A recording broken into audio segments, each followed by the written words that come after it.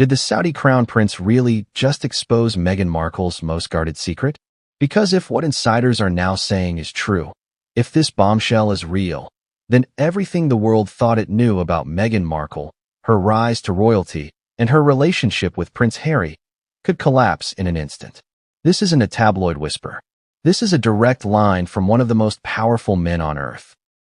A man who owns oil fields, builds cities out of the desert, and throws parties so exclusive even billionaires get waitlisted. A man who has, for the first time ever, dropped a name into the spotlight, and that name is Meghan. Before we continue, please hit the like button, subscribe to the channel, and turn on the notification bell for updates. Now ask yourself, why now? Why speak up? And what exactly was Meghan doing aboard a private yacht off the coast of Croatia, surrounded by billionaires, 2 years before she ever met Prince Harry? Let's go back. Not to the wedding, not to the Oprah interview, not even to the Hollywood days. No, let's go back to the silence. The yacht nights. The whispers. The elite who never spoke, until now. Because somewhere in the waves of the Mediterranean, something happened. A meeting. A deal. A secret so well hidden that even Buckingham Palace couldn't prepare for the fallout. And the worst part? Prince Harry may have known. And he married her anyway. But before we dive into the layers of deception, the payments, the redacted files, and the private videos that reportedly exist, we need to ask the most dangerous question of all. Was Meghan Markle just a woman climbing the ladder? Or was she part of something far more calculated? Because one document, one photograph, and one confirmation from the lips of Mohammed bin Salman himself has now reopened a door that the royal family tried to slam shut. This isn't just about scandal. It's about control. It's about influence. And it's about what happens when secrets built on oil, royalty, and global power finally come to light. Let me tell you what we know so far. It began with a whisper. A London journalist, longtime royal insider, received a call from a Saudi contact in Dubai. No names, no context, just a question. Do you still have that photo of the American actress on the yacht in Split? That actress? Meghan Markle. The journalist didn't think much of it. The photo had circulated privately years ago, blurry and unclear, showing a woman who resembled Meghan, lounging on a deck beside an older Arab man with slicked back hair and a long white thob. At the time, it was passed off as coincidence. Look-alike. Nothing more. But that call, placed just weeks ago, was no coincidence. It was a warning. Because that same day, Saudi Crown Prince Mohammed bin Salman gave a private interview to a confidential circle of journalists. And when asked about his history with Western celebrities, he paused, smiled, and said something that sent chills through the room. Some names I paid well to keep quiet. But not all deals remain private forever. Some even become princesses. He didn't say her name. He didn't have to. Because everyone in that room understood exactly who he was talking about. Meghan Markle. And for the first time, someone powerful enough to silence governments had cracked the story wide open. Now pause. Take a breath. Because what's coming next involves encrypted files, deleted flight manifests, private investigators hired by Prince Harry, and a royal family in damage control mode. We'll uncover how a young actress from Los Angeles found herself inside the orbit of one of the world's richest and most feared men. We'll examine the yacht logs that mysteriously vanished from Croatian harbor masters. We'll hear from former staff members who were paid in cash and instructed never to speak Meghan's name aloud. And we'll track the paper trail, payments, donations, unexplained gifts that lead all the way from Riyadh to Montecito. This isn't fiction. This is real. And it's unfolding in real time. Still not convinced? Let's talk about Harry. Because while Meghan was allegedly navigating luxury Mediterranean yachts with billionaires and oil tycoons, Harry was grieving the loss of his mother, battling the British press, and searching for meaning outside the rigid walls of palace life. Their paths were oceans apart, until they suddenly weren't. When they met, it seemed like fate. But what if it wasn't? What if, as some insiders now suggest, their meeting had been encouraged? What if forces more powerful than the tabloids, more calculated than Netflix, and more invested than even the British government had a hand in orchestrating one of the most talked about royal unions in history? You might be wondering, why would the Saudi crown prince involve himself with an American actress? And how could this possibly tie back to royal scandals, money laundering, and international manipulation? Good question. Because hidden beneath the surface is a growing network of favors, of secrets, of strategic relationships forged not for love, but for leverage. And Meghan, whether knowingly or not, was part of that network. Now here's where it gets dangerous. When Meghan married Harry, MI6 conducted the usual security vetting. It's standard protocol for anyone entering the royal circle. Background checks, affiliations, travel history, financial patterns. But what they found raised red flags. Several gaps in travel records. Multiple short-term international flights between London, Dubai, and Split, Croatia. Hotels booked under aliases. Communication with contacts flagged for foreign influence operations. And then silence. Because MI6 doesn't publish. They report. To the palace. To the crown. And what was done with that report? Some say it was buried. Others say it was ignored. But a few royal insiders believe it triggered the Queen's final private meeting with Harry. The one before the wedding. The one where she reportedly said, "Are you sure about this, my dear?" Fast forward to today, and the questions are no longer whispers. They're headlines. Why now? Why speak? Because the Crown Prince, according to multiple sources, feels betrayed.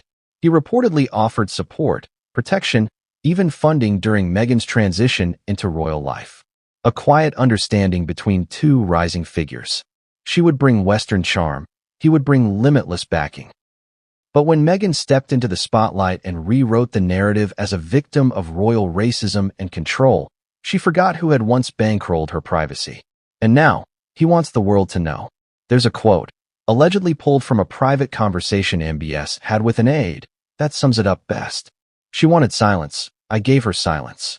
She wanted a crown, I let her shine. But now, she acts as if the road to royalty was earned, not granted. Let her explain the yachts. Let her explain the nights. You feel that chill? That's the weight of truth coming ashore. So what happens next? Well, you're about to see receipts. Names, dates, witnesses, payments, emotional fallout, and revelations that will make you question everything you thought you knew about Meghan Markle. But more importantly, we'll explore what this means for Prince Harry. The man who walked away from his family, his military titles, and his nation in pursuit of a love that may have been built on deception. Will he stand by her when the full truth comes out? Or has the clock started ticking on the final unraveling of the House of Sussex? Stay with me, because next, we dive into the darkest corner of Meghan Markle's past. The very beginning, the yacht girl rumors, the parties, the silent billionaires, and the first time her name ever appeared in a guest list bound for Split. But what came next would change everything, and no one saw it coming.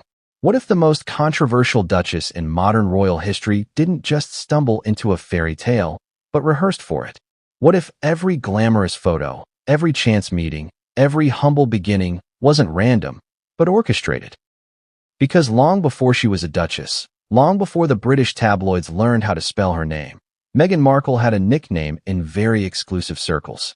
A nickname whispered behind champagne flutes, in the glossy shadows of Cannes, Monaco, Ibiza, and the Croatian Riviera. They called her the Yacht Girl. Now, before your mind fills in the blanks, let's be clear. This wasn't a name given by jealous rivals or bitter bloggers. It came from insiders. High net worth men and their staff, luxury brokers, and private crew who lived among the floating palaces of the ultra-elite. And Meghan? She wasn't just attending parties. She was being selected for them. Let's go back. It's 2015. Meghan's acting career is lukewarm at best.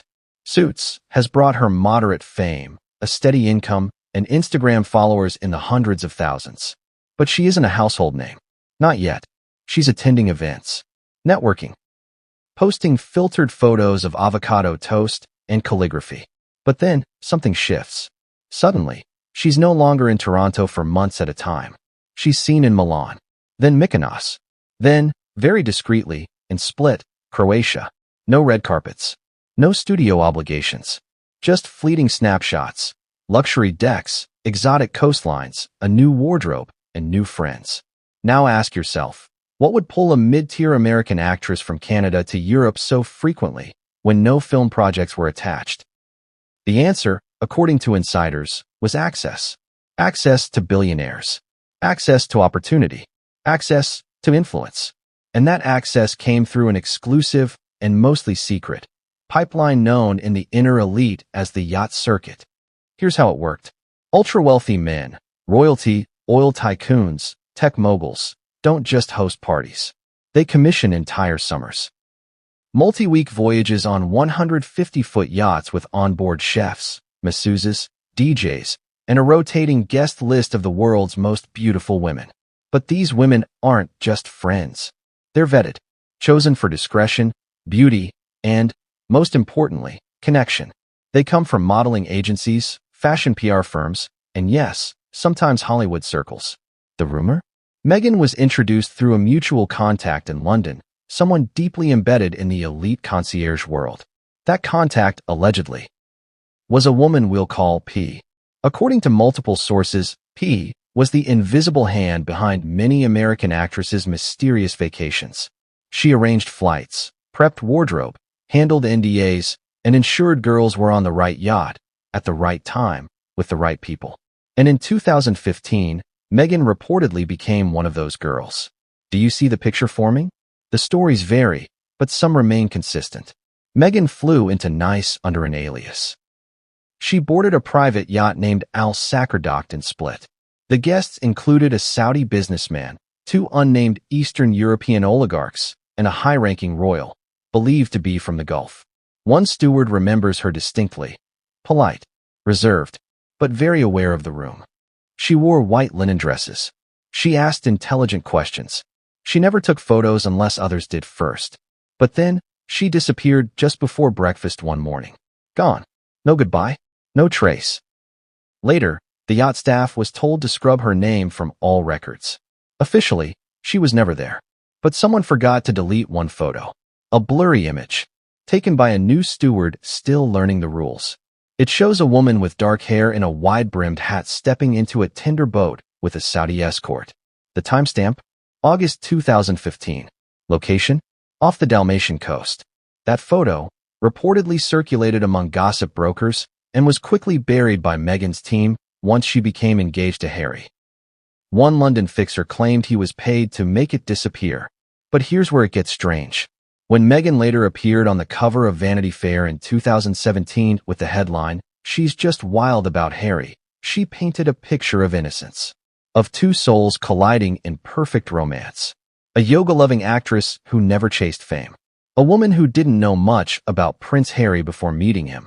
But ask yourself, how does a woman who was allegedly meeting royalty before Harry not recognize the name of one of the most famous royals on earth? The contradictions begin to stack up. In her now-defunct blog, The Tig, Meghan once posted about her dream man. Her celebrity crush was a tie between a British gentleman and someone who understands global culture. In a deleted comment, someone close to her wrote, "Manifest your Monte Carlo."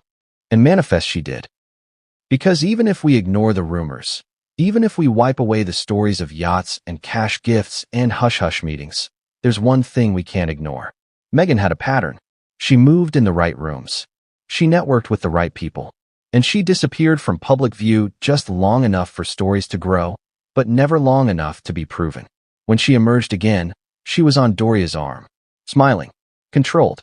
Image managed. But behind the scenes, questions remained. Why were there so many coincidences? Why did so many elite partygoers from 2015 to 2016 suddenly follow her Instagram? Why did she avoid talking about certain years in interviews? And then, something unexpected happened. An anonymous woman, who claims to have worked as a yacht concierge in Cannes, reached out to a royal gossip podcast. Her message? Meghan wasn't the only one, but she was the most ambitious. She always asked who would be on board, not out of fear, but to prepare. She was calculated, and she never drank. She described Meghan as observant, strategic, and never in a rush to please, only to position. Now pause. That doesn't sound like the chaotic, emotionally erratic image Meghan has painted in her Netflix series. It sounds like someone with a plan. So what was the goal? Marriage? Fame? Power? Or something more long-term? A positioning strategy? Because when she met Harry in 2016, it wasn't in a coffee shop or yoga class. It was through mutual friends at Soho House, a members-only club that caters to ultra-connected elites. The very same circles she'd been floating around since her yacht years. And that's no accident. In fact, one Saudi fixer, who asked not to be named, once joked, the yachts are the new casting couch. And some girls get cast as queens. Now, before we continue, ask yourself this.